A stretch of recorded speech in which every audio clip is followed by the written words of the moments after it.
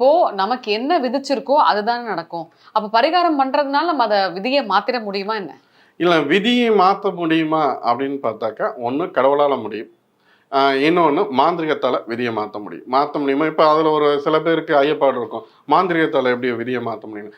ஒருத்தனோட செய்வினையால இதுல வாழ்க்கையில அழிஞ்சிருவான், இறந்துருவான் அப்படிங்கிற ஒரு இருக்கிற தருணத்துல கூட, அவனோட அந்த செய்வினையோட பாதிப்பை நீக்கி, அவன் திரும்ப மீண்டும் நல்லபடியா வாழ்றதுக்கு அ பண்ண முடியும்னா, அப்ப அவனோட விதிங்கிறது அந்த இடத்துல இருந்து மாறுது இல்லையா? அதுபோல தான். கடவுள் நெனச்சா ஒரு நிமிடத்துல கூட அவனோட விதிய மாத்தலாம்.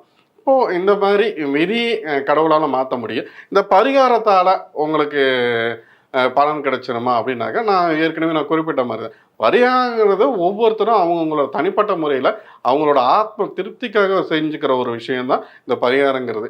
இதனால அவங்களோட எண்ணம், இல்ல அவங்களோட தலைவிதி மாறுமா அப்படின்னாக்கா, அது நம்ம இப்போ நான் ஒரு மறைமொழியாளர் இருந்துட்டு அதுக்கான நான் இந்த இதில பதில் சொன்னா அவ்வளோ நல்லா இருக்காது.